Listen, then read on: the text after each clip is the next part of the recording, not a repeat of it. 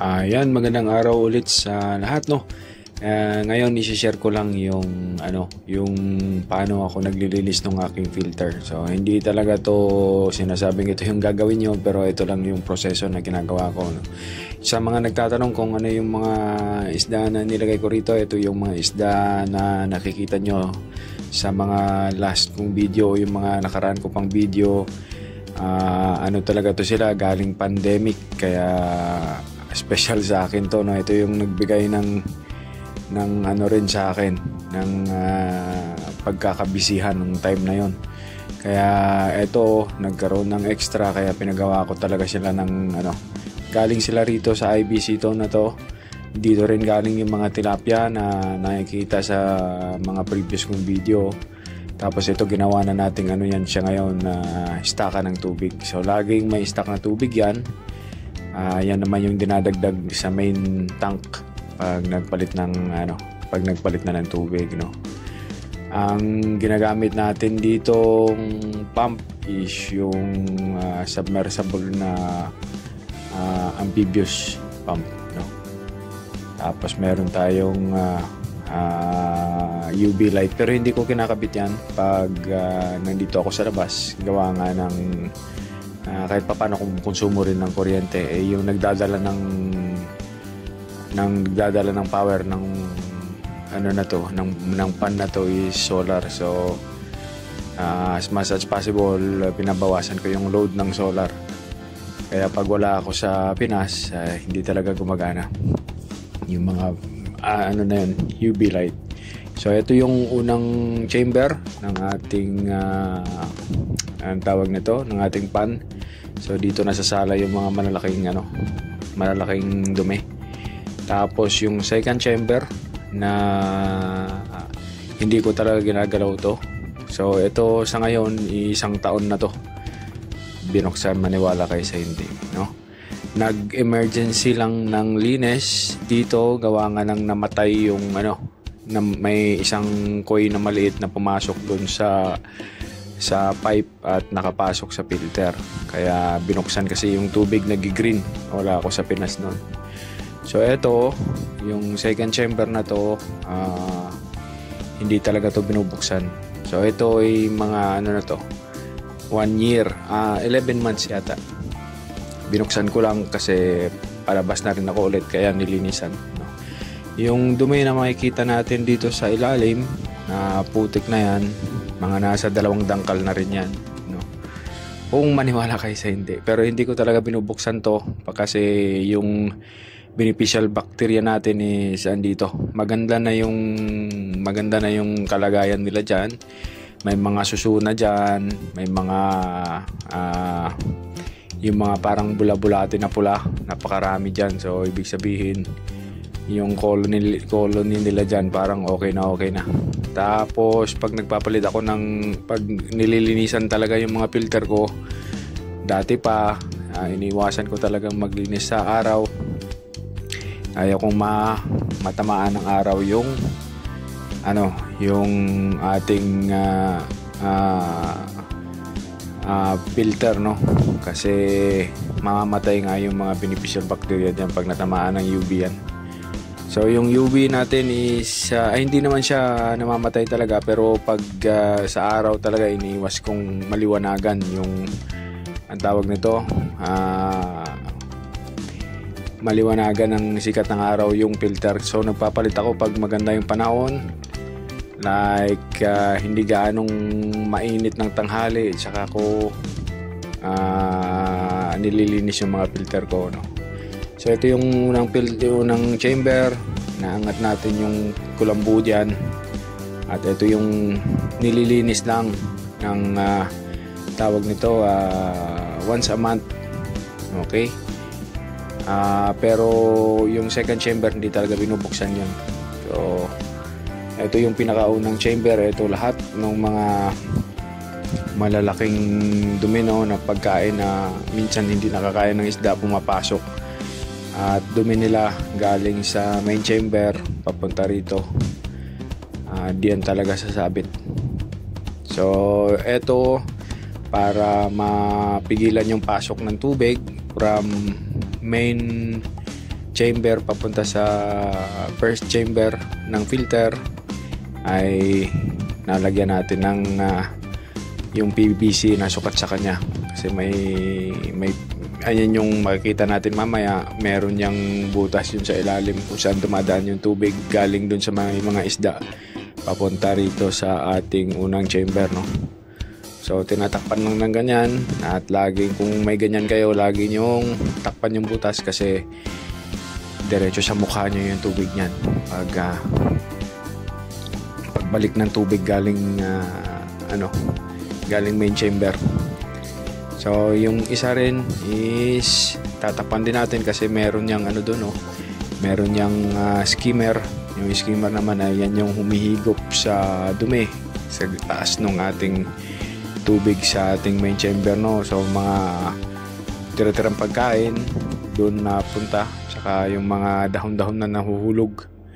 Tapos patay na natin yung yung pump natin para tumigil na yung bomba, kasi pag tuloy-tuloy yan maubos yung stock doon sa third chamber natin, which is yung kung saan yung pump, kasi tatlong chamber lang yung ating filter dito. So wala nang patay na yung bomba, at ito naman yung brush filter. So ito konti lang yung brush filter ko, pero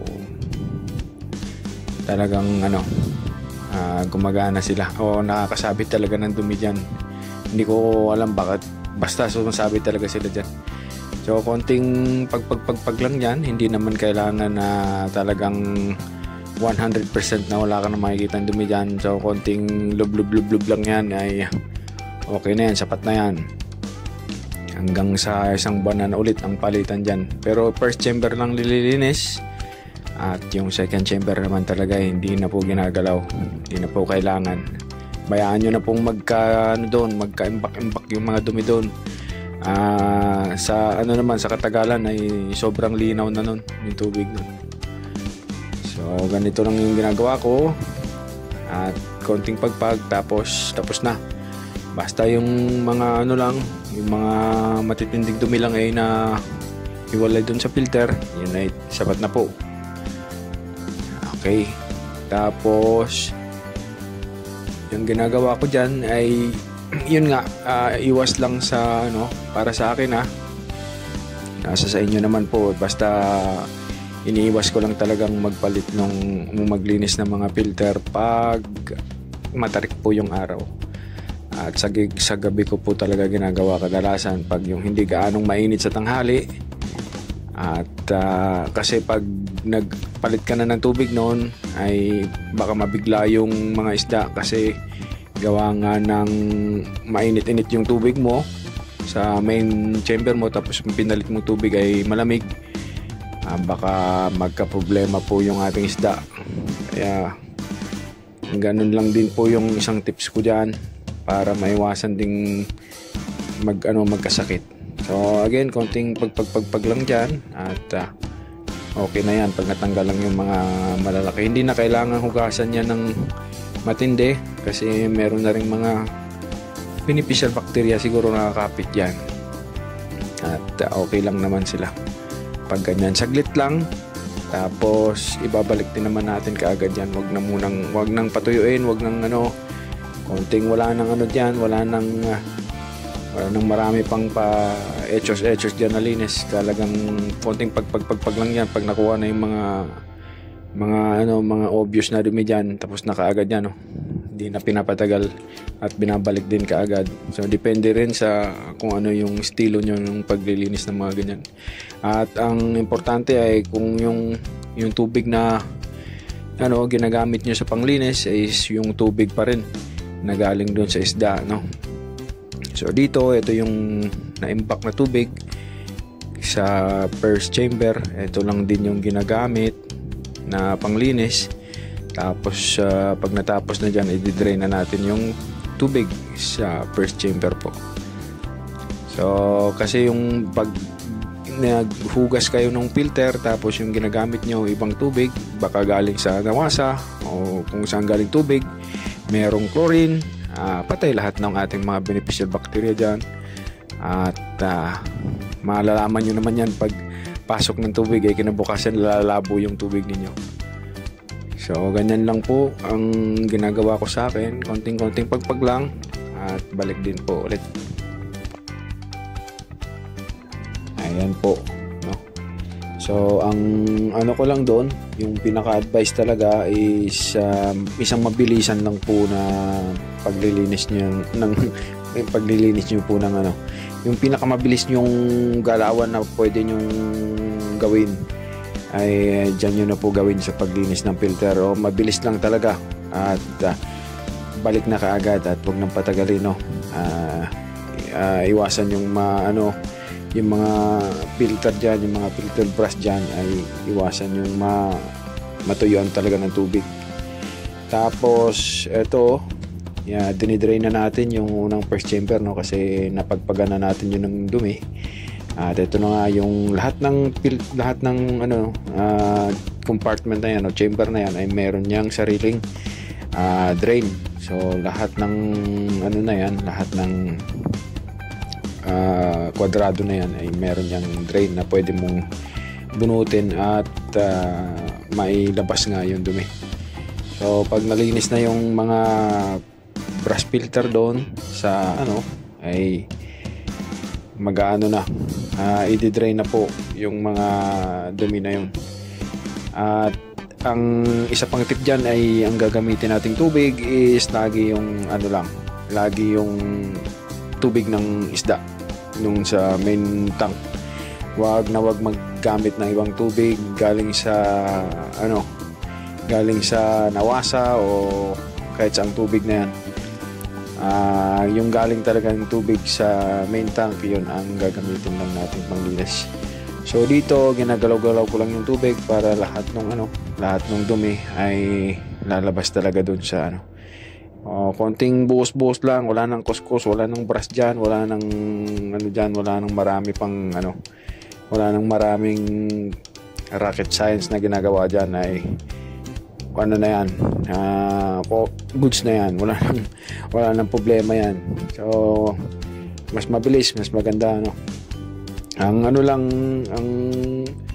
ang target nyo lang dyan is may labas yung mga malalaking dumi at yun naman ay saglit lang saglit lang gawin. Kaya wag nang masyado pang maraming kung anong pinagagawa dyan. Kung pwede wala nang gaanong brush dyan, wala na. So buhos-buhos lang ng tubig. So yung mga natira dun sa yung latak dun sa ilalim, yan lang yung binubuhusan natin ng tubig, galing dun sa main chamber na tubig, at para nga mai-flush o mailabas dun sa ating tawag nito, drain. So yan yung drain na nasa baba, yung butas na yun. At pag operation na yung tank, syempre tatakpan lang yan para hindi makakalabas yung tubig dyan. So ganun, napakadali lang linisan. So pag yan okay na, yung mga itim-itim, huwag nyo nang problemahin at takip na kaagad, wala nang marami pang dyan. Pinakamabilis yung kayang gawin nyo na dyan pag nagpalit ka ng filter. Lalo na yung akin, walang bomba yan doon sa mga isda, kaya kailangan matapos ko kaagad bago kasi na manghina. So ito yung tank na yun, nasasabi kong hindi ko talaga ginagalaw. Napakarumi nito, sa isang taon na rin ito, mag-iisang taon na. Gawa nga ng aalis na rin ulit at nililinis ko na bago ako lalabas. So dito again, konting pagpag lang to. Napaka dumi nito, yan, bula na yan, marumi yan. Tawag nito, maganda yung niyan, maganda yung pag makikita niya naman yung second chamber, makita niyo marumi nga yan kung nagalaw yung tubig. Pero pag sinilip nyo yan, kung talagang maganda yung mga beneficial bacteria nyo na dyan, ay napaka crystal clear po ng tubig dyan sa loob, So hindi ko lang alam kung makikita sa video, pero napaka po yan, napaka ng tubig, clear na clear po. Nahirapan ako magtagalog. Kaya ayan po, may mga nasamit pa ako, may mga ipis-ipis na dyan. So yung mga ipis, pinabayaan ko lang dyan. Kung mga nakatira dyan na mga insekto, hindi ko na ginagalaw. Kung hindi sila maisama dun sa pagbaba ng tubig, nabayaan ko lang, no. So parang nagiging ano yan dyan, parang mas matindi pa sa kape yan dyan pag may nahulog ka dyan, hindi ko na makikita. Masyadong maitim na yung tubig dyan pag ganyan nakatagal. So hindi ko talaga to ginagalaw.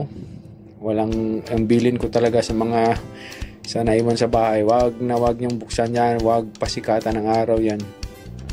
Kung magka-problema ay sa gabi ang titingnan kung may barado dun sa mga tubo, pero kung maaari talaga ay hindi, kung wala namang nagpara dyan sa mga tubo o sa mga PVC, hindi talaga ginagalaw dyan, hindi talaga binubuksan yung second chamber na yan. Yung pinaka-importante. Hindi ko lang alam kung paano diskarte sa mga ibang mga peacekeeper, pero yung sa akin ganyan yung ginagawa ko dyan. Ang sa mga bago pa lang nagtatanong kung ano yung pinapagpagpag ko dyan, yan ay jack mat kung tawagin nila. So mahal din yan, mga nasa 3,000 yata yung roll yun yan, kaya konti lang din yung nakayanan ko kasi nagpagawa pa ako ng pan. Ayun, ayan, eto na nga yung nabaklas na natin yung nasa taas ng mga jack mat. Tapos kukuha lang tayo ng yung anong tawag nito, yung PVC para mahalukay natin at para mailabas. So silip-silip muna tayo, baka may tuko. Yan ay mga gustong bahayan ng tuko yan, guys. Pag dumikit sa inyo yung tuko, ewan ko. Ayan, halukayin lang natin yan, galawin natin yung tubig para para pag bukas natin ng ating drain ay sasama talaga lahat ng dumi. Napakakapal nito. Yung may mga jack mat pa sa ilalim, yung mga mga retaso na maliliit nasa ilalim po. Ngayon sa mga bagong nag-iisda, yung pag meron kayong kapitbahay o kaya kapitbahay ko kayo, ganyan, meron kayong bagong may bago kayong IBC na na ginagawa o bahayan ng isda, kung ano man, maganda pong manghiram ng ganyan. Yan po yun ay napakainam pong na ginagawang jump starter para po yung inyong filter ay magkaroon ng beneficial bacteria. Hindi po tubig ang hakutin nyo, yung marumi na yan. Yung iba, yan yung hinihingi, yung latak na yan, hihingi nila at yun ay isasaboy nila doon sa lagayan ng isda nila. Hindi ko po ma-advise. Ang maganda ay talagang yung ganyan po, hiramin nyo na lang po yung ganyan kung meron kayong kapitbahay o magkapitbahay man tayo, hiram lang kayo ng kahit mga dalawa po ganyang ng jack mat, tapos yan po yung lalagay nyo sa inyong filter at yun po ang maganda talagang jump starter. At yun ay, ayan, nakikita nyo yung pumugsit na tubig na yun. Yun ay lagi nyo takpan talaga yung kamay nyo bago gulutin pag may ganyan kayo. So eto, lumabas na yung dumi dyan. So yan nga yung iba, hinihingi yung tubig na yan at ginagamit nila para pang jumpstart, pero hindi po maganda yan. Parang wala po dyan yung mga beneficial bacteria kumakapit. Talagang nasa sila dun sa mga tawag nito, yung sa mga filter na nilagay nyo, doon talaga sila nakapit. Ang jump starter ko rito galing doon sa IBC ko is yung mga bato-batong maliliit, yung pebbles na ginamit ko doon sa dati kong filter.